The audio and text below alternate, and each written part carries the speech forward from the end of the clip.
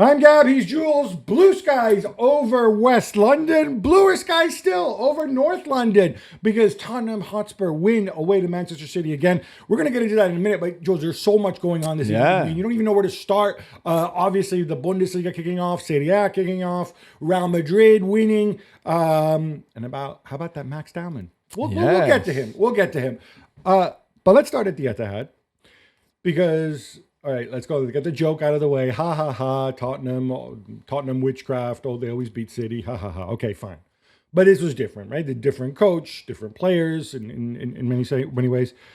And it's impossible not to make the narrative of this 2-0 win, I think, about the goalkeeper. Mm-hmm. Because Ederson, who's been rumored to be on his way out, he only has a year left on his contract, hasn't extended. There's interest from Galatasaray. He was on the bench. Yeah. James Trafford started. James Trafford, 22 years old, the most expensive British goalkeeper in history, came over from Burnley. And then, of course, there's the Donnarumma elephant in the room. Yeah. Fabrizio Romano and many others reporting that he has a deal in place with Manchester City. They still need to negotiate. And so the last thing you want if you're James Trafford is to have an iffy performance. And that's kind of what happened. Certainly in the second goal, Tijani Reinders, he plays the ball to him when he shouldn't have. Yeah, to Nico, the first goal also not exceptional. I mean, he gets a hand to it. I mean, would have been a difficult save, but so this changes the narrative a little, does it? Yeah, it does. There's mistakes all around from City on the first goal, on the second goal. The second goal is Trafford's mistakes, really. There's never a pass there for Nico. He should never have tried even that pass, never even have thought about making it, and he did. And after that, it's just a disaster, and Palhinha scores to make it 2-0. The first one is more his defense that kind of lets him down, but you're right. And there's a slip, too, from Ruben Diaz. Yeah, Stones. So Diaz misses the header with Sarr, and then Stones, who tries to play offside, which on Richarlison, probably not the smartest idea either, then slips. And then Rico Lewis, who clearly can see where Brian Johnson is and then forgets where he is late on his tackle, and then it's a tap in for Johnson, really. So there's a lot of things that I think City needs to improve on defensively, and those mistakes will cost you whoever you are, whoever you play against. And that was not helped by the Trafford. That never really looked not much serenity, I thought, in his play. Which is hard. I mean, you can understand when you're 22 years old, you're back, you've been at Burnley the last 2 seasons, and you read the papers as well as anybody. You know the situation that's going on. It's your first home game. We're gonna go back to this. Although quickly, let's get, as they like to say in Spain, the sensation. Your sense, if you had to guess, finger in the wind, will Donnarumma be a City player come September 2nd? Yeah, I think so, 100%. All right, I'm gonna go closer to 60%. But we have to talk about Spurs as well, because 3 different games, 3 different lineups, 3 different approaches. In this one, they went and they were very aggressive, pressing with the front 3 plus Papsar. I have to say, though, that before City despair, 2 big mistakes leading to 2 goals. If you take those errors out of it, City bossed this game in terms of expected goals, 1.65 to, I think, 0.6. They had those chances with Marmoush. They had the Haaland header. Yeah. City weren't that bad, even with all these deficiencies. No. Yeah, you're right. And Pep is right after the game. I think he's still not clicking completely. We saw Shirky with his first start in the Premier League. Only lasted 50-odd minutes. He needs more time. There were some good things. Others were a bit too neutral, maybe. Maybe his position play is not at the right level yet to play in this team. Marmoush on the left, I'm not sure. On the right, I mean, there was not enough from Oscar Bob. I thought Enrico Lewis coming inside too. So there was a lot of things. Nouri coming off after 20 minutes. There was a lot of things that disturbed probably the rhythm of City, the rhythm that is not there yet anyway. But you're right, it's not all bad. It will just take a bit of time because there's a lot of new players. Reinders was not as good as he was against Wolves because the opposition was better. They suffered against the high aggressive press from Spurs and all those players running everywhere, and the 2 centre-backs, Romero and Van de Ven following everybody around. It was very difficult for City to get out of that, which is unusual because usually they are very good at beating your press. I think a lot of this is on Pep. And I think he got outcoached in this game. I don't think so. The insistence, well, we'll break that down further on the Yeah. Gab Juls podcast, but I will give you the reason why the insistence on building up from the back, putting Nico in that position. You need somebody more press resistant. This was a game for Bernardo Silva, I thought. All right, Jules, let's stick with this because I sense another disagreement coming on. Yeah. So, look, obviously the reason City, I mean, we've said it, right? City had enough chances to score. They could have scored 2 or 3 goals in this game, and the 2 goals that they gave up were free goals. Yeah.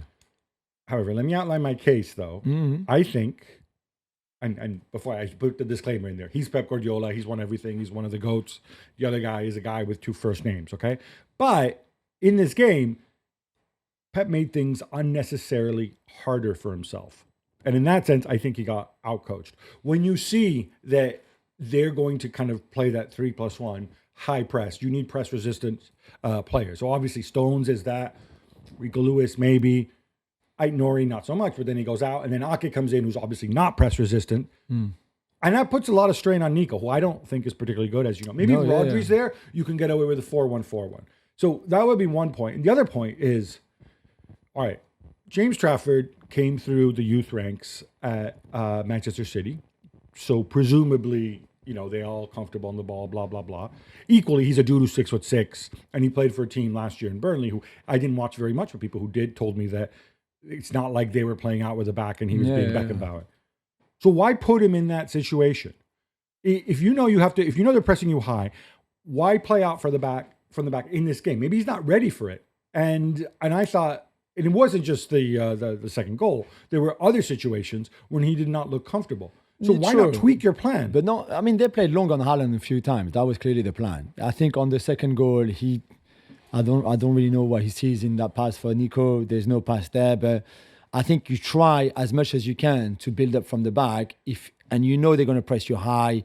Pep had prepared for it. It's always what Thomas Frank does when he comes to the Etihad. Even with Brentford, it was the same. So you just know exactly what's going to happen. And you know that it will be a man-to-man high press from Spurs. So that's why you play long on Haaland a lot. That's why you don't try always to build up from the back. Okay, they tried once and it was wrong and they paid for it. But I don't think it was that bad. And again, as you said, Gabby, outside of the 2 goals that came from City mistakes more than anything else, Spurs have nothing. And actually Spurs didn't recover that ball that high that much. There's one when that free kick that Pedro Porro takes, when Haaland chested the ball down and then doesn't look around and gets done by Romero and Richarlison. But then, so they didn't lose that too much. It's just they knew it would be aggressive. They knew they had to play long. They play long quite well. And you need a defensive midfielder there. You can't have Reinders and Bernardo Silva playing against a team like Spurs in the way the Spurs played on Saturday. I was going to suggest Bernardo Silva with Reinders. I was going to suggest Bernardo Silva with who? You said Nico should not have played. No. I don't think Nico's good. No, you have to have Nico in there, right? So no Reinders. No Shirky in this game. Oh, but no, that's exactly what you need against a team that press. I think Bernardo Silva, who's older, who's more settled into the team, might have made more of a difference there. No, I think Shirky, exactly, and that's why Shirky dropped a lot. Not because Shirky came off, by the way. After 55 minutes, which I think is fair, to be fair, because I think he was maybe not right there. Bernardo Silva had a shocking entrance, by the way. Yeah, he does not look good. I don't think Bernardo Silva was the answer, but we saw Shirky in that first half. A lot of Guardiola messages to him was just like, I need you to drop as well to beat that press. So I knew he was going to start. I thought it was a good idea to start him. Maybe he was not at the level he should have been. And again, it's his first time in the Premier League. I think he was overwhelmed by the intensity of this game, which is very different to Ligue 1 and very different to anything that Ryan, I think, had experienced before. And there's a few times in the first half where City are pressing and Shirky is too far away from Haaland in the way they're trying to press because he was there trying to play for the ball, then it goes just so quickly. So this will come, but I think he was right to start Shirky and Reinders and Nico if Rodri was not fitter to start from the get-go. I guess we're making the generic excuses for every team that plays in the Club World Cup. Let's also point out that they haven't had that much time in training together, right? Yeah, which is true. Paris Saint-Germain and Chelsea. All right, let's shift back to the goalkeepers. To me, the interesting thing here is, and we said this all along, is, all right, Trafford doesn't look great with his feet, and Ederson is obviously a standout. And you're looking at Donnarumma, Yeah. who, of course, the Luis Enrique narrative was that, he's not, I mean, I don't think Luis Enrique ever actually said this in No, public, but yeah, but we that know. was obviously coming through the club. And now, do you think Pep would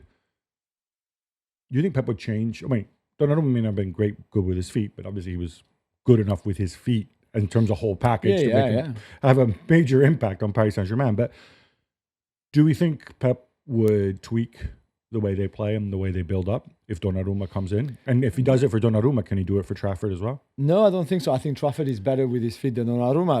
If Donnarumma comes and starts, then you ask him the same thing, but you know that there are going to be a couple of passes that are going to go out for a throw or overhead or not as precise, maybe because he's not as good as Ederson, for example, with the ball. So when Ederson does 10 out of 10 passes right, then Gigio is going to do 6 out of 10 or maybe 7, but maybe you're ready to take that if you're Pep because he's the best on his line. Especially if the ball goes out of play, in the sense that what I don't want is a goalkeeper getting caught in possession or a goalkeeper mishitting a pass to a defender, then the defender loses the ball. If he's just, here comes somebody, let me just use the big boot and maybe I'll find Oscar Bob, but then he doesn't, it goes out of play. I'm okay with that. Especially I'm okay with that because I'm Man City. Because you know what? All of a sudden, we're 60 yards up the pitch. They have a throw in, but we're pressing. That's where we like to recover the ball. I have more dynamic players this year, and Reinders and Cherky, and Bob is back from his injury and whatever, and Doku.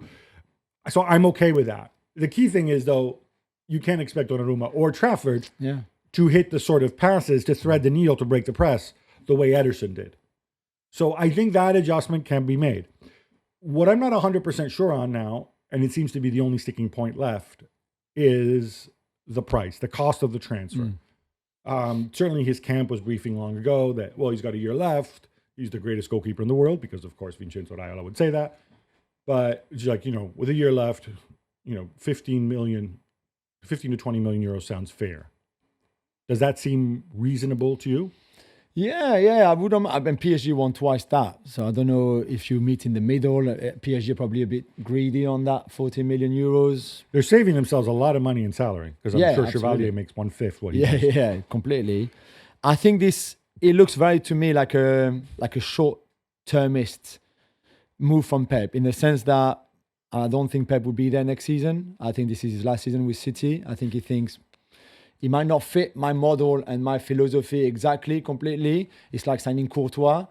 He would have never signed somebody like Donnarumma or even Courtois 5 or 6 years ago because he needed an Ederson type, and he got it. But now he's thinking 1 year, the guy's going to win me games on the line because he's the best on his line, which is completely true. With the ball on crosses, I can probably deal with that. Yeah, he's going to cost me a few goals. Yes, he's not the best in those two departments. But because he's so good on his line, that's fine. I take that and we can deal with the rest. And then it's just that one season because after that, I might not be. And even if he's there, it will be 2 more seasons and that's it. So, yeah, that's what I think it is. And that's why I think it will happen. The other point on Trafford, now, as you know, I don't watch the championship, but I do speak to people who do.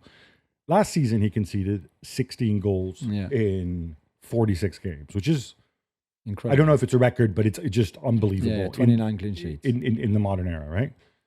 The analytics nerds I speak to point out that he owned, in terms of XG conceded, Burnley conceded 36.5 XG last season, and he conceded 16 goals, which means either he was superhuman or there is a large element of statistical variance, aka luck, good fortune, whatever, to go with it. Yeah. Which is it? I think it's a bit of both. Yeah, I really do. I think he's a really good young goalkeeper, outstanding on his line at times last season in the championship because he made some miraculous saves. The other times where they rode their luck massively, not just him, but the Burnley defense as a whole, in a team that was built around being solid defensively first and foremost. So yeah, I think there's a bit of both. Could he be a number one at City right now at 22? I'm not sure. They invested a lot of money on him, but is it for now? Is it for in a little while, for example? But if Donnarumma comes, Donnarumma is only 4 years older than him, so he would be a number 2 forever at City if he stays. So Not sure. Did they sign him thinking he's going to be the backup to Ederson for one season and then take over a bit like Mamadashvili and kind of I Alisson? think that might have been the plan. And then Donnarumma just changed everything because he became available when they maybe didn't think he was going to become available. I just don't know. But No, I think we can take that as read because I know that, at least from what I was told, as late as sort of May, early June, Raiola's camp were very confident that they were going to be able to work something out with Paris Saint-Germain, right? And correct me if I'm wrong. yeah. Not just when the move for Chevalier was finalized, but even like the first approaches for Chevalier came after that, right? Sort of the breaking point between Donnarumma and Paris Saint-Germain was towards the end of June, as I understand it. So I think the other point here is from a team building perspective. If you're Hugo Viana, who now is the guy who presumably will be there if and when Pep goes. Yeah. And by the way, we haven't brought up the 130 charges yet, but who knows what impact that might have too, right? Yeah. I think the thinking is if you have Donnarumma, who by the way, plays a ton of games, but also tends to smash up his face when he does play and will miss games, and there's a lot of games this season. I think Kelleher showed that you can preserve value in a very talented number two. Yeah. Even if he's not the starter. He's only 22 years old. You can bring him along. He's one of the England keepers. He's in the mix anyway. I don't think he started the World Cup if England qualified. But you can preserve that transfer value. So I get the logic there. Of course, in a year or two, you're going to have to make a decision. Yeah. Unless Donnarumma is just being parked there and then he's waiting. I don't know. He's waiting for Courtois to retire. I don't know. Yeah, no, you're right. Courtois not that old, by the way. There's one other team, by the way, that's never been linked to Donnarumma, to my knowledge, and I'm just curious. I just want to get your take. It was a purely stylistic thing. Bayern have a goalkeeper who's nearly 40. Yeah. It seems was it weird to you that never came on anybody's radar? Yeah, maybe. Yeah, maybe. I mean, that ship right. has sailed, yeah. I think, right? Yeah. Is it hard to bring Donnarumma as a backup to Neuer, though? I mean, Donnarumma would not want that. Donnarumma would want to come and be the number one. Yeah, but you're going to be the number one next year. True, but it's a World Cup year where you don't play much if you're Donnarumma and go to Bayern now. But Neuer's going to go skiing and get a big true, and whatever. true, I don't know. I just thought it was. I just wondered if that was ever part of the conversation, or if they were like Vincenzo Raiola family. No, we don't want any part of this. But they will be on the market for a goalkeeper. I mean, they've tried to groom number twos, Parrots, whatever. It's not necessarily working so far. So I think that's definitely a situation to watch. Yeah, they've got Oilbig that I think is the one that will replace Neuer anyway. I don't think they see that position as a problem going forward. Yeah, but they thought Parrots was going to be the one. They thought Nubo was going to be the one. He played well. I think they see him certainly as the heir to Neuer. As far as Spurs are concerned, great win. How do we see this team going forward? Because obviously they lost out on Eze. They're being linked with Piero Hincapié. We're going to talk about their other links further. Yeah. We both said, do they really need another center back? I guess maybe, Hincapié can play midfield too. Yeah, true. Or a left back. They need back three maybe, which might be the idea sometimes. But the 4-3-3 or 4-2-3-1 in this game worked really well. Richarlison, I just don't know how much you could get him. This is very much a running team. Okay, they beat Burnley. But it's very much a running team, as we saw. Like Salah had a very good game against City in a very much athletics way, in a running way, because he didn't touch the ball that much. I think he made 14 passes in 90 minutes. That's not many passes. For your number 10. Yeah, for your number 10, exactly. But that was not the game. The game was not to have the ball. The game was to chase the ball all the time as much as possible, put them under pressure and hoping for mistakes that they would make, which they made, and it worked for you. It's not going to work every time, all the time, but 2 games, 2 wins in 2 different ways in the league. And he can change it up, though. Absolutely. That's what I like about Frank is he's not wed to anything. He's very pragmatic. In other games, he's good. He puts big Dom Solanke in there, and they lump balls to him, and he knocks them down for other people. Yeah. He can do that too. Yeah, I think that's the interesting thing. Where you're going to suffer, I think, a bit is in terms of chemistry, and also the fact that certainly we saw this at Brentford too. You don't necessarily have individual standouts. It's very much a group thing, right? Even if you're Damsgaard or Eriksson when he was there or whatever. So people have to adapt to that. Yeah. But, it seems like he's onto a good thing so far. Very good. Yeah. I need to see them tested Yeah. in more normal Absolutely. circumstances. Absolutely. But yeah, good start. All right, enough Spurs. How about some quick hits instead? Let's go, Gab. Real Madrid roll to a 3-0 win away to Oviedo, and your boy Kylian Mbappe bags 2 goals, Jules. Yeah, 2 more goals. That's 3-2 now because he's obviously scored in the opening game as well of La Liga. Rodrigo started, which was the big news, and Vinicius on the bench. Mastantuono started on the other side, and I think I like the Mastantuono pick, to be fair. I know he's young and he doesn't do everything perfect, but in this game, he defends, he runs, he tries things all the time. I think there could be a very good understanding between him and Mbappe. Mbappe, like we said on Thursday, very much the leader of this team anyway. That first goal, pretty delicious. Yeah, it's good. It's a good ball from Arda Güler, but there's still a lot to do from Kylian. He looks sharp. He looks great. There was still not against an Oviedo team that is not very good, let's be honest, even at home. Not much from Real Madrid outside of the goals, and 2 came late as well. So Minute there's still a lot to 81, do. the guy hits the post. Yeah. Not good. Yeah, I mean, only it's not 1-0 good up. at all. I think is Rodrigo starting? If you together, is this On the left as well. on the left Yeah. on his favorite position?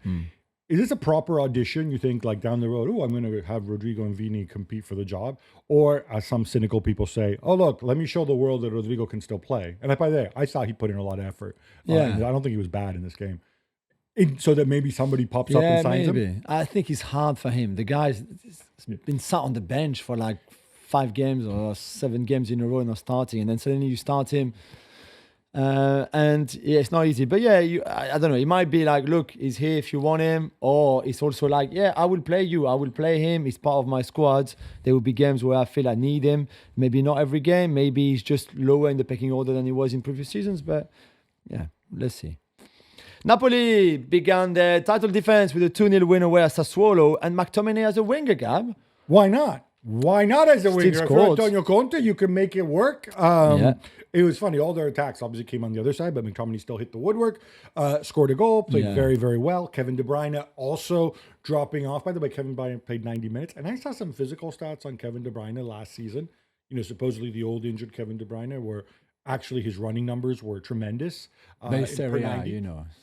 It's for Last all season. players. Yeah, no, Premier I know. League, Manchester City. Yeah. So no, but this I don't know. season, The narrative of De Bruyne, whatever. You know my thoughts on it. But yes, if he confirms those numbers and say, then he's a tremendous signing. So, yeah, they look good. They're still going to go for a striker. They still have this Højlund idea. I don't think it's going to happen. I'm not sure about Lorenzo Luca. No, we lasting saw in that until game. Lukaku Yeah, it returns. was a little bit.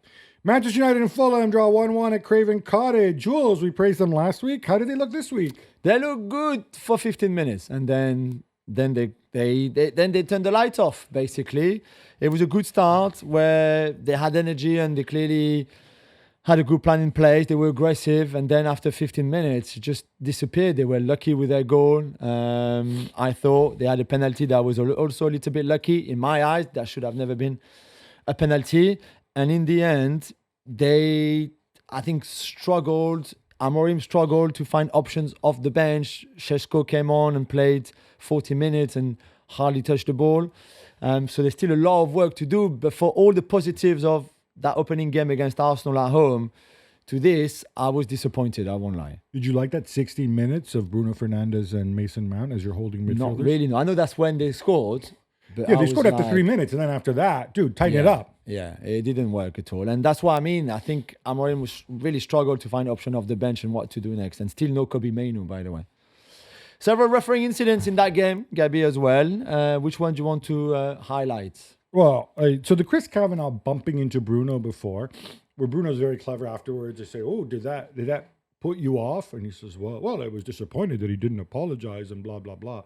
But that's not the reason I missed. And I'm like, bro, then just don't bring it up, right? Yeah. It's one or the other. Like Chris Kavanagh doesn't need to apologize to you. Who cares? Just move on, right? Unless you do think and then say, yeah, it put me off, and deal with the fact people are going to say it's an excuse, because it's not an excuse if it really did put you off. I got to talk. We talked about this last week. All these set piece coaches saying, all right, we're going to set picks and screens and run into him and do this and do that. Let's score a goal. We said it last week when Arsenal scored. Same crap this week. Calvin Bassey on Mount, yes, he wrestles him to the ground. But as he pointed out in Match of the Day here in the UK, Mount's sole job is to go and run into Bassey and screen him completely. And then, no wonder he gets dropped on his backside. Lenny Euro, by the way, 2 hands on Calvin Bassey. VAR, hello? But they said it didn't impact. He said it didn't impact, although the ball goes exactly where Lenny Euro is, and he heads it. A free header, yeah. Free header, which, by the way, he was putting wide until completely. Muniz got in the way. I don't know. I think we need some guidance on this. I don't like this free-for-all. Jules, we're not done because we have more quick hits. Arsenal beat up Leeds United 5-0 as Victor Gyökeres gets his first goals. But Jules, Bukayo Saka and Martin Odegaard come off. That was a scary Saturday moment for the Gooners. It was Odegaard who fell kind of awkwardly on his shoulder, and then Saka with what looked like a hamstring injury. Thankfully, the scans and the tests were quite reassuring. They're not bad injuries. They're hoping they would be fit for the game on Sunday, the big game obviously at Liverpool. So let's hope that this is working for them on the back of what was a very good afternoon overall, despite that, with Gyökeres scoring 2 goals, the first one very good, the second one being a penalty. And Arsenal, despite a bit of a slow start, just actually scoring 5 goals and smashing in and being top of the table right now before the Liverpool game. I will say this. I'm a believer in hierarchies and whatever else. I'm just going to re-emphasize. Arsenal they've invested a ton of money this summer. They've pushed all their chips into the middle of the table. But what it means is that even if Saka and Odegaard had to miss significant amounts of time, unlike last season, Saka missing 3 months, they're covered for it. You've got Ranieri, you've got Eberechieze, you've got Madueke, who of course played on the right wing for a couple of years now. Yeah. So they have so many more weapons to deal with it should it happen. Of course, I'm just counting down until the best on earth, Kai Havertz, returns in November. But do you remember last season we said when Odegaard was injured and Ranieri was the natural replacement, not the natural replacement at right wing. And he came on for Odegaard on Saturday, which was good to see in that position where I thought he did well as well. And Gab, there was also in that game a debut for the much hyped Max Daumann, who doesn't actually turn 16 until New Year's Eve and played for the last 15 minutes or so. Yeah, obviously this guy, everybody's heard about him. He got going out there. He certainly looked apart. I dread that he was 13 years old playing with the under 18s before. So he's obviously used to playing with the big boys. He seems totally fearless. Ordinarily, and remember, I said this about Lamine Yamal, there is no reason why you should be playing top flight football at the age of 15. Lamine Yamal has slightly gotten me to adjust my view on this. You just have to be 100% sure that you're ready. I think the nice thing about Arsenal having so many options is that this guy doesn't need to play. He can sit, he can train with the first team, he can learn, and when Arteta thinks he's ready, or in situations where he thinks he's ready, he can play. Yeah, but he can come on like this when you're 3 or 4-0 up. Exactly. In some if he games. goes back into a closet for the next 3 months and we don't see him, I'm okay with it. Yeah, let's leave this to Arteta. I mean, what's special for me and for us is that he played with my oldest son at the Arsenal Academy, so we saw him grow there, and he was very good younger, not as good as this, but the way he's developed in the last 2 years was just incredible. So well done to everybody involved at the Arsenal Academy. Barcelona come from 2 goals down and get the buzzer-beating winner in injury time against Levante, courtesy of that Lamine Yamal fellow. Yeah. Jules, glass half full or glass half empty? It's a new season and it's the same Barcelona, with less depth, I guess, in their squad, because you can come back from 2 goals down like they did many times last season, which is a bit their trademark, although there will be games where they don't come back, and there have been games already. You can keep playing with a high line with Kubasi and Araujo and get done so many times because they could easily have been down more than 2-0. And you still have so much talent going forward. Even Ferran Torres is scoring goals. So if Ferran Torres is scoring goals, anybody can score goals. But Rafinha and Lamine especially being, again, outstanding. Pedri, with an incredible goal. It's just that. It's exactly what we saw last season. No changes. Yeah, I didn't like the Rafinha on the left. Rafinha central to make room for Rashford. I don't get it. For me, the unforgivable stuff is the Araujo thing, because letting Inigo Martinez go and in these circumstances, spending that money on Rashford rather than a center back, that's such a bizarro decision. Pau Cubarsí, by the way, he got done by Ivan really badly. We have to remind ourselves, he's a teenager. He's still a teenager. And by the way, shout out to El Comandante Morales, 38 years young. He makes Robert Lewandowski look like a child. Yeah. And rough start for Milan, Gabi, in Serie A, and Boniface failed his medical as well. Not a good weekend. No. And now, Oh my God! Everybody's going Chicken Little. The sky is falling. Sky low. I will say this: you lose at home to a newly promoted side. Cremonese, yeah. That's terrible. However, those were really. I think Cremonese's XG was like 0.13 in this I game. mean, their winning goal is incredible too. A tremendous goal from Bonazzoli. You saw some terrible defensive mistakes, some stupid things. Allegri said, we missed the perception of danger. You know what? That's fine. Fair to say. That is something you can learn. And I think you can iron that out. I don't think things are as bad as people make out to be. What would concern me a little bit is, all right, it's just a striker situation. This side of Jimenez isn't good. Jimenez gave the ball away for the second goal. Yeah. That's not good. However, you go from Højlund to Vlahovic to Boniface to Conrad freaking Harder. I think it's okay because that way you don't overshadow Jimenez. You give Jimenez a chance to grow. Yeah. But it's Conrad Harder, the guy who scored 5 goals in Portugal who's the last backup year. to Gyökeres with Sporting. A totally different profile. Yeah.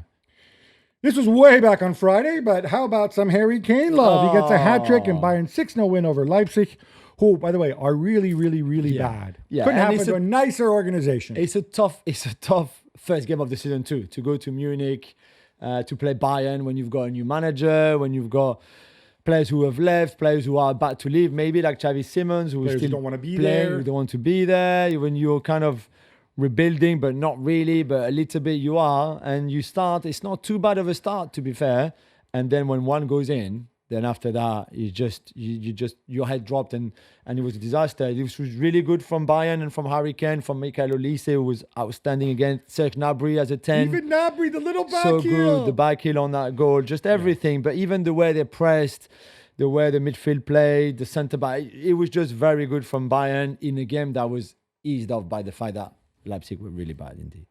And new season, all Borussia Dortmund, Gabi. Niko Kovac side at 3-1 up with 5 minutes to go against St. Pauli, and they managed to drop points. Yeah, I'm running out of things to say. It's like they said, hey, let's be a parody of our worst selves. Yeah. So Girassi, by the way, also missing a penalty in this game. They played quite well, to be fair.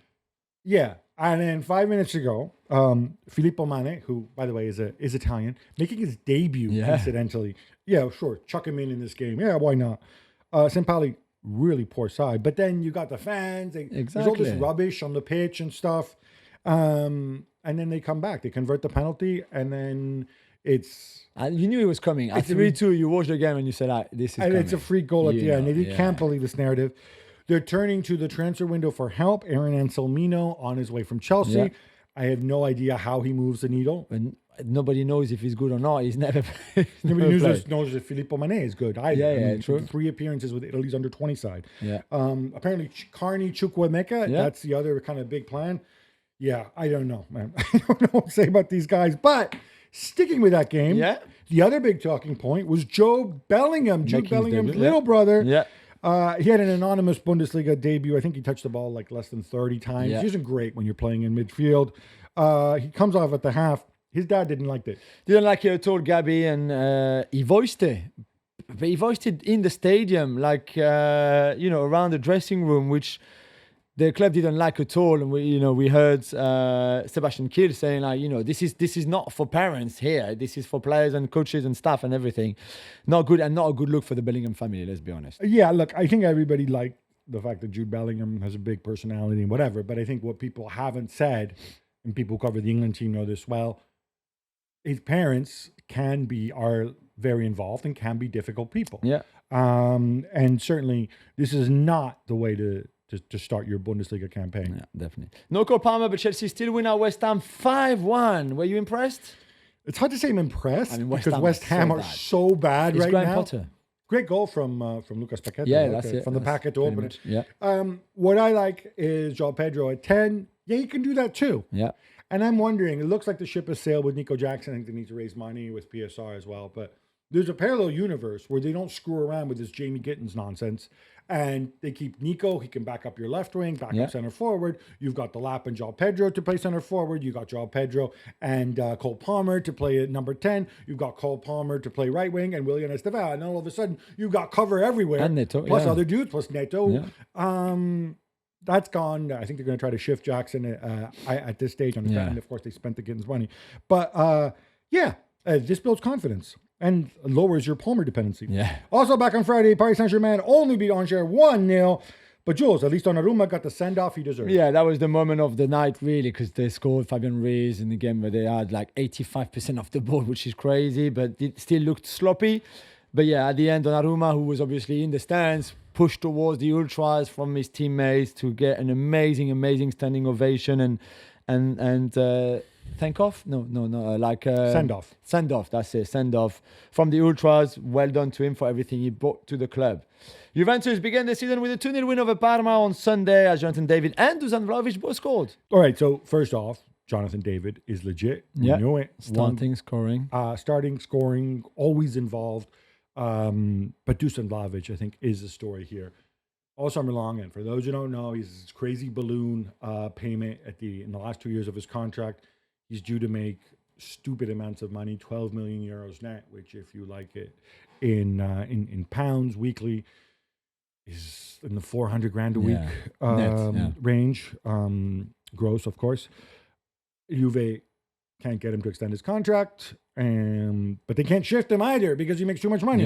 They've been trying all summer. They may yet do that in the window. You know my views. Rather than screwing around with this Gyökeres Sesko, I think Vlahovic would have been a better option than both of them. But hey, so they're in this weird holding pattern too, where they can't take Colomwani either because your mean friends at Paris Saint-Germain are saying, no, we loaned you Colomwani last time. You want him this time, you got to pay. Well, no, they can have an obligation to pay at the end of another loan, but they just have to agree that. Well, yeah, but you just delay for 12 months. I'm joking. For Paris Saint-Germain, can do what they want. Yeah. But the interesting thing here is the Juve narrative is like an either-or, Colomwani, Vlahovic. For me, it's very simple. 65 million for Colomwani, as well as he did last year. And by the way, I think certainly at Juve, he did better, not at center forward, but in a wide area. For me, you choose Vlahovic every day of the week because Colomwani, if he's going to cost you 65 million, that's a major commitment to a guy who he's not young. He's not a kid anymore. What is he, 26? Yeah. Right? And he's older than Vlahovic. Even if you're Colomwani and Vlahovic goes, you're still the backup of Jonathan David, who's going to start ahead of you. And then Conceição and Yildiz. And Nico Gonzalez too. Playing inside, which is not really your position either. So I'm not sure it's the right choice for him to go to Juve anyway. So I've come around to the idea that if you're Juve, suck it up. Don't spend the money on Colomwani. Deal with Dusan Vlahovic for a year. See how he is. See how he integrates. Maybe he'll want to extend. It's stranger things have happened. And if he has a monster first half of the season, maybe you shift him in January. But if he wants to go somewhere else. But for me, rather than getting bent out of shape over this, I think at this stage it's a logical one. Igor Tudor needs a little bit of stability there. Also, we have to report Juventus coming out with a statement saying that Weston McKennie, who was not involved in the game or didn't play in the game anyway, he was racially abused by some visiting fans after the match during his warm down. Back to Manchester United. Antwerp keeper Zene Lamens is reportedly on his way for 17 million euros. Jules, you're Belgian adjacent. I am indeed. What are the implications? I don't think anybody knows. Is he coming to be a number one? Is he coming to be a backup to who? Bainde or Nana? Are they still trying to get rid of Andre Onana or not? Could there be another keeper arriving that is better than Lamens, who was good for Antwerp? And, he's had 1 year, I think, as a starter. Yeah, but he played really well last season. So I think there's some talent there. Is he better than Onana? I don't think so. Certainly not as experienced. Bainde is slightly different, although he did okay against Fulham. So I'm not sure. I think what he shows is that yes, they want another goalkeeper, or they feel they need another goalkeeper, and that's probably how much they can spend. So yeah, you can't get Donnarumma because he's out of your price range. Right. Lamens will make nothing in terms of wages. But really, so now I have three keepers, and I'm in a position where I'm going to be forced to sell one of them, right? Well, but if he comes, it's because you know that you're getting rid of one of the other two, right? Or you hope to, but then you can't bring somebody if you're not sure that. Why? Chelsea had at one point they had 9 keepers. True, but United are not in that position financially. They can't really. So there's 5 days to go, or 6 days to go, until the transfer window closes, and I don't know. I'm a bit lost, to be fair. Gab, we knew there would be no love lost between Crystal Palace and Nottingham Forest. as it finishes 1-1 on Sunday. But Gab, what do you make of Nuno Espirito Santo saying that he and Mr. Marinakis are good friends, are not as close as they used to be? So he gave this interview before the game and saying about how he doesn't speak to Mr. Marinakis as much, Yeah. and Mr. Marinakis isn't involved, and he makes a sad face. And then obviously people get briefed by somebody that, oh, look, that mean Edu is in charge, and poor Nuno isn't happy with the transfers, and blah, blah, blah. And isn't Mr. Marinakis the devil, and blah, blah, blah. Guys, Nuno, maybe Nuno doesn't read the papers or doesn't have service on his phone. Mr. Marinakis put Forest in a blind trust. He's not involved with Forest officially this year anyway. So first of all, I wish somebody would point that out, right? Mr. Marinakis, unlike Crystal Palace, who he dutifully reported to UEFA and to the Europa League to make sure that he couldn't do that with his buddy John Textor. Look, it's a funny situation. It's funny because it's Textor, it's Marinakis. What's not funny, I think, is Nuno playing the crowd.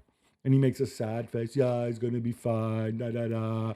And like, I'm like reading the English media and it's like, oh, is he being backed? Is Edu backing him? Is Nuno getting the players he wants? I'm sorry. When did Nuno become Sir Alex Ferguson? And by the way, if there's a person who knows how football works, and if there's a person who knows, and I'm going to weigh my words carefully here, how certain clubs work, because he's George Mendes's best friend, and Uncle George has helped build this team and it got him his job. Yeah. And he was with Uncle George at Wolves. If there's one person who should know this, it's Nuno. Yeah. So please, no more of this crying, right? Because without Forest putting you back on the map, you'd be a Beta Mad or something right now. Or carrying I just George's think bags. He knows he's going to get sacked. So you think like, just, it's fine. Just pay me out. Oh, but he and I'm on denies. my He's way. like, no, I'm not engineering. This is what I love. I love this club. Yeah, but you can love a club, I but know, you know but it you're on your doesn't way mean out. everybody in the media needs to get played Yeah. by by him, right? I think people who have the brain, they can see right through this guy. In the same way, let's face it, they can see right through Mr. Marinakis and they can see right through John Textor. And we all know what happened. But why do we have to go and play pretend? No, sure. Final point, there was a Crystal Palace banner up that said Mr. Marinakis was not a bunch of bad things. Yeah. I have no idea if they're going to get in trouble for it. They will. I imagine they will be.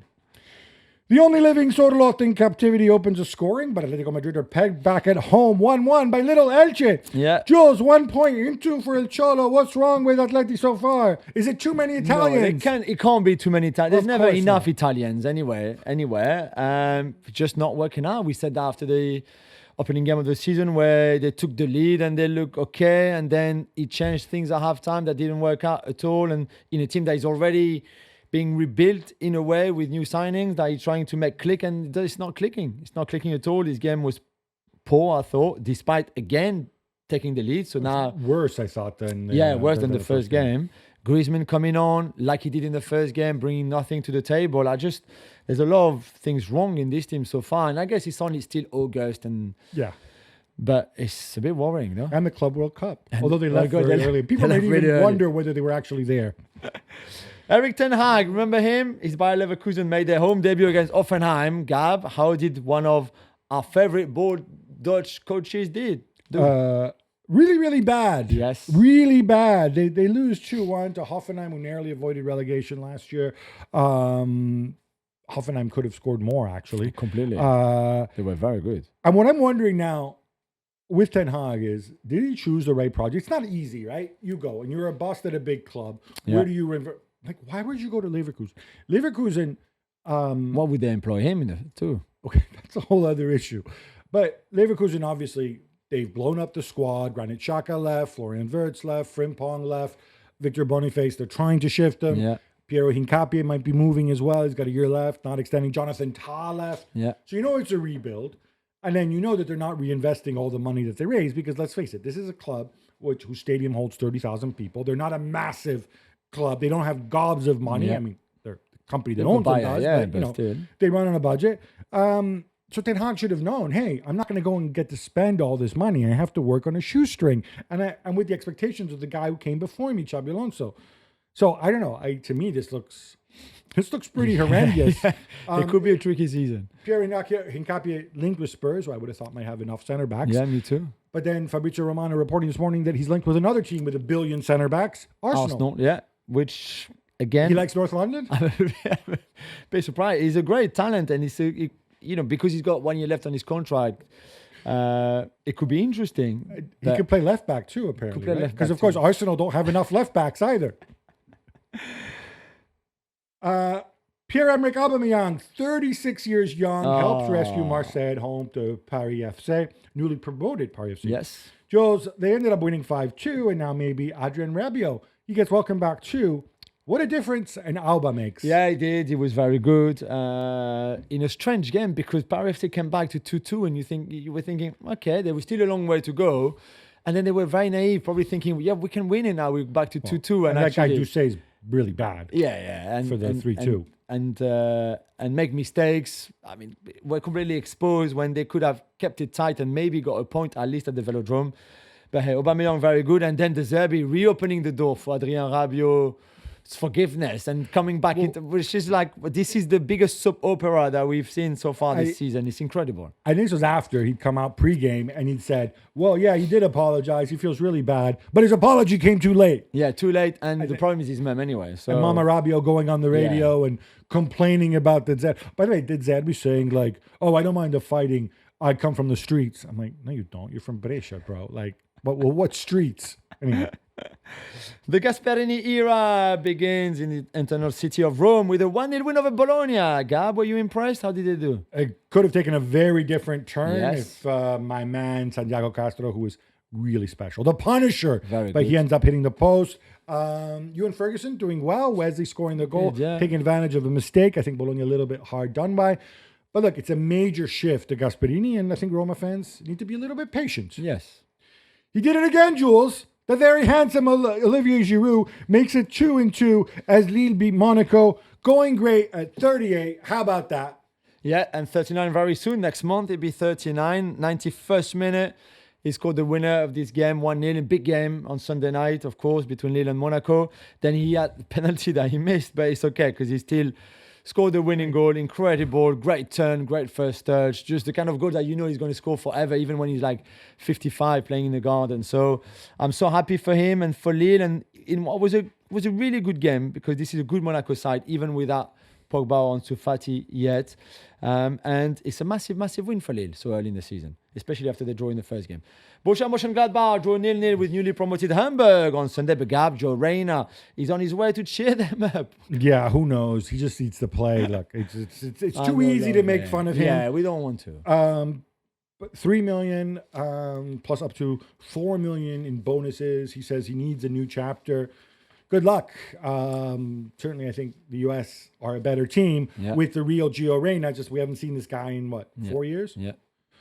Jules, let's check it on Ligue 1's direct-to-consumer streaming service, Ligue 1 Pass.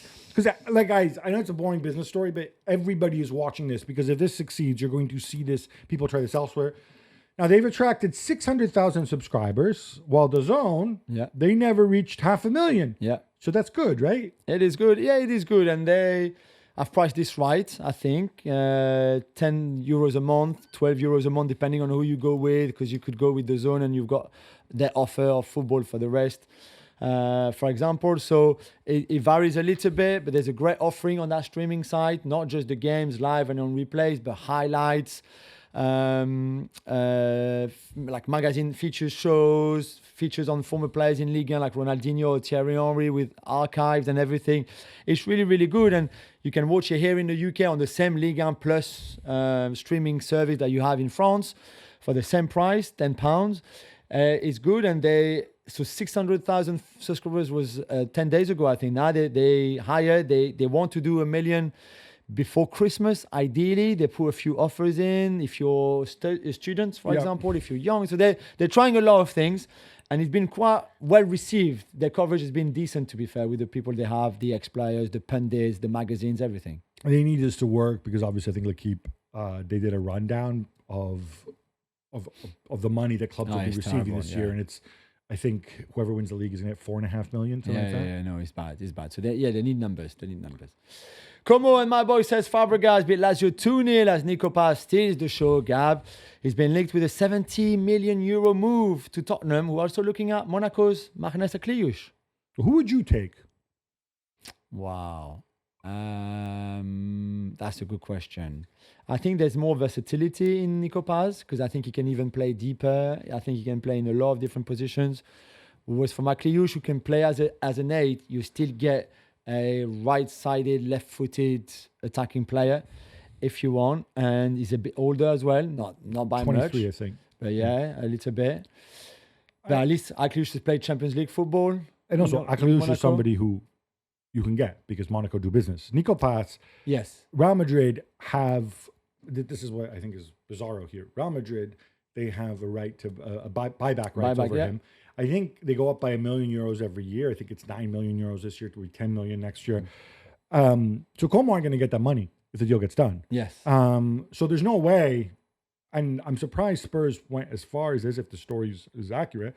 There's no way that they would do a deal because Real Madrid would just drop 10 million and say, Yeah, exactly. why don't I get him? And then here, Spurs, you can have him on loan. Yeah.